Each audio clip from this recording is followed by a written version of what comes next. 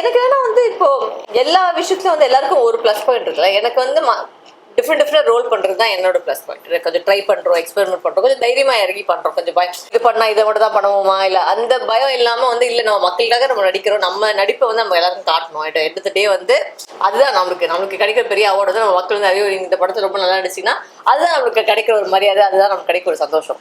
So அந்த விதத்துல வந்து அப்படிதான் நான் ட்ரை பண்றேன்.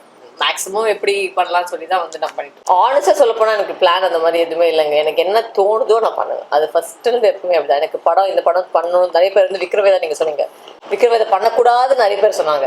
ஆனா எனக்கு நான் பண்ணணும்னு இப்போ அது ஒரு கல்ட் படம் ஆயிடுச்சு. ஸோ அந்த மாதிரி எனக்கு நிறைய பேர் வந்து ஹனுமான ஒரு படம் வந்துச்சு.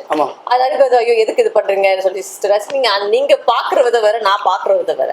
இப்போ அந்த ரோல் அந்த படத்துல வெளியே வரும்போது அந்த அந்த கேரக்டர் தான் நிக்குது இல்லை. ஸோ அப்போ அதான் நம்ம பண்ணிருக்கிற ஒரு ப்ளஸ் பாயிண்ட். ஸோ அந்த விதத்தில் நான் ஸ்டீரியோடைப்பிக்கலா நான் எதுவும் ஒரு விஷயம் பண்ணுவேன். நீங்கள் எப்போ வந்து நான் இதுதான் பண்ண போகிற யோசிக்கணும் கரெக்டாக நான் ஆப்போசிட்டாக பண்ணுவேன். ஸோ அந்த மாதிரி ஒரு கரெக்டாக எனக்கு அது யாருமே எதுக்கு ஒன்றுமே இல்லை. எனக்கு என்ன ரைட்டுன்னு தோணுதோ நான் பண்ணுவேன்.